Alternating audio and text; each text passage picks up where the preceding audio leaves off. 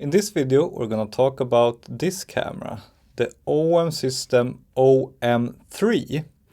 Recently, I was asked by Olympus if I wanted to try this camera, and I said yes, on one condition, and that is if I can also try the OM-75mm f1.8 lens, because this lens is one that I've been wanting to try for a long time, because it is the most bokeh lens that you can get for Micro Four Thirds. It corresponds to 150mm f3.8 or something like that on full frame.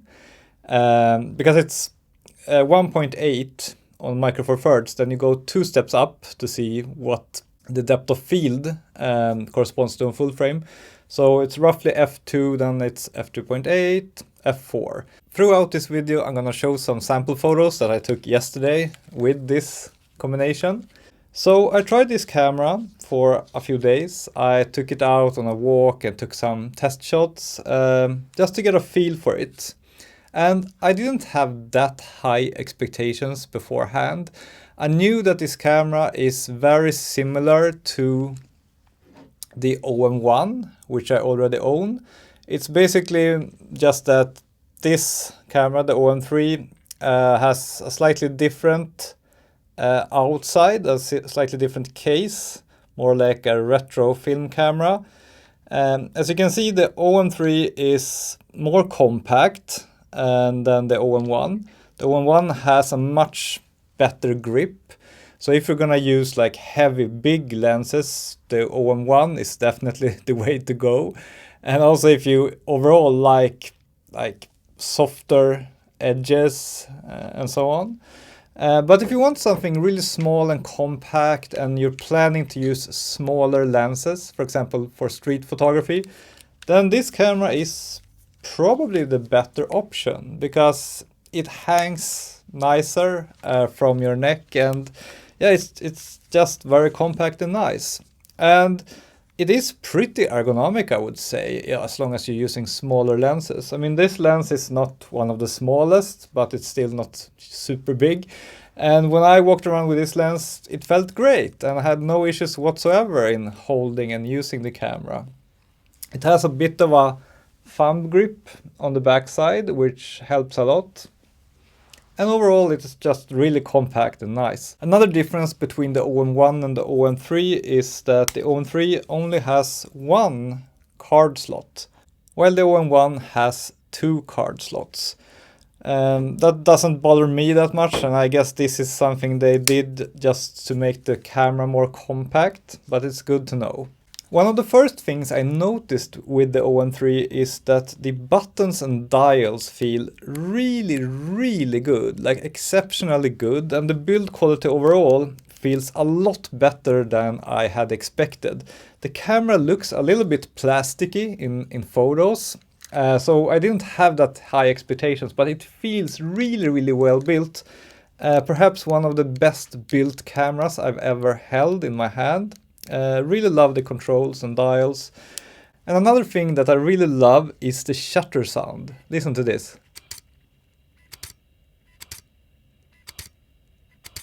It's pretty quiet, but it feels amazing and it sounds amazing, if you ask me. I really love that shutter sound. Another difference between the OM-1 and the OM-3 is that the OM-3 has this little wheel here on the front where you can select different presets, like if you want to shoot like black and white or some certain more vivid colors and so on.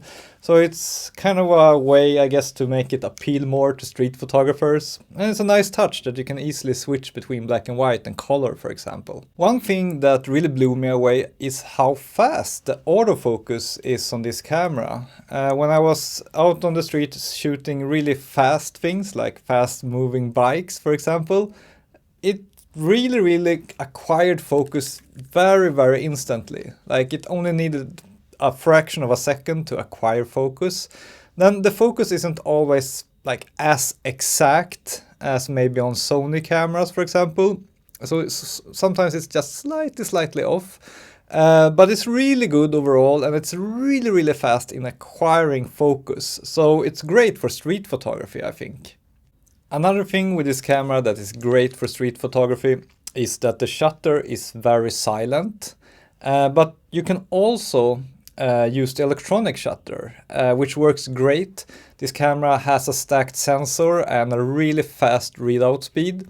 And while it's not a global shutter, it is really fast. So even if you're only using the electronic shutter, which is of course 100% silent, it works great. With the electronic shutter, you can of course reach very high shutter speeds, like 1/32 thousandths of a second. So that's nice if you're using a fast lens like this on a bright day. Then you don't need any ND filters to get a good exposure. One thing I don't love about the OM-3 and the OM-1 is the flip out screen. I mean, the screen itself is good, but I really don't like that you have to have it on the side like this when you, for example, try to shoot something low on the ground, like these birds here. It would have been nice with a flip out screen similar to the ones on the newest Sony cameras, where you can both flip it up like this and have it centered to the lens, but also flip it out to the side if you, for example, want to film yourself, which you can of course do with this flip out screen. So it's okay, but it's a little bit of a gripe for me that you can't do these kinds of shots low on the ground with the screen in line with the lens. Another downside, I would say, with a setup like this, the OM-3 or the OM-1 for street photography or for any kind of photography, is of course the small sensor. The sensor is 1/4 of the size of a full frame sensor, and it's 20 megapixels, so that's quite nice, but the dynamic range is of course noticeably worse than on a full frame camera. You really need to nail the exposure and the cropping already when you're taking the photo, because you don't have as much room to play with it afterwards as you have on a full frame camera. And I mean, a lens like this is a wonderful lens that gives wonderful bokeh. As I said, it's equivalent to 150mm on a full frame camera, and it's a really compact lens. But if you compare the size and weight of this lens with the size and weight of the Samyang 75mm f1.8 on full frame cameras, they are exactly the same size, and the Samyang is even a bit lighter. And if you pair that lens with a Sony a7R5, which has a 60 megapixel sensor, then you could actually take kind of the same photos and just crop them, and you would get 15 megapixel pictures, because the sensor is 4 times bigger. And if you crop it corresponding to a Micro Four Thirds camera, then you get a 15 megapixel photo. So you could take almost exactly the same kinds of photos with that combination as you could with this one. And then of course you also have the added benefit that you can also shoot at 75mm, which is what you get if you don't crop the photos. So I'm a bit torn. I mean, I really enjoyed this setup. It's a really compact, nice, powerful, fast camera. It has really fast, like, series shooting as well. And I love the menus, the handling, the feeling of quality. And overall, I mean, the OM system is a really nice system. As long as you can live with a small sensor and the slightly worse dynamic range and so on that you get with a smaller sensor. I mean, I love the OM system first and foremost because of its exceptional abilities when it comes to macro photography.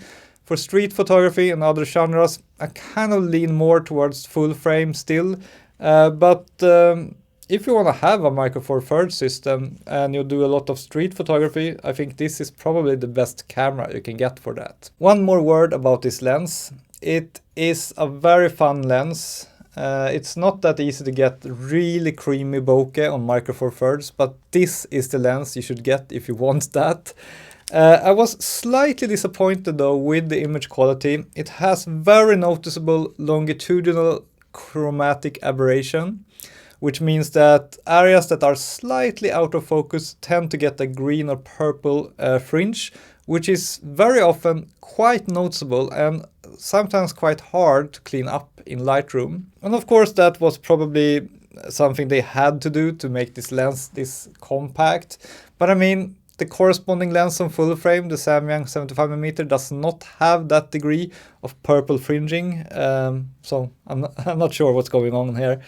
But overall, this lens proves that you can get very nice blurred out backgrounds on Micro Four Thirds, and it's nice to be able to do that with such a compact setup. So if you're thinking about getting either the OM-1 or the OM-3, which one should you get? Well, it's all about the form factor, I think. If you're doing mostly street photography with smaller and lighter lenses, then the OM-3 is probably the best choice. And also, of course, if you like these kinds of aesthetics, not everyone likes this look. Some people love this look and feel. But I think if you're more leaning into wildlife and macro photography, I would definitely get the OM-1 because it has a much grippier grip, so it's much better if you have a heavy flash, a heavy macro lens, or even a wildlife lens on your camera. Then I would not want to use this camera with a heavy big lens because it would be very ergonomic and very tiring for my hand. So yeah, that's it for this video. Thank you for watching and see you soon again.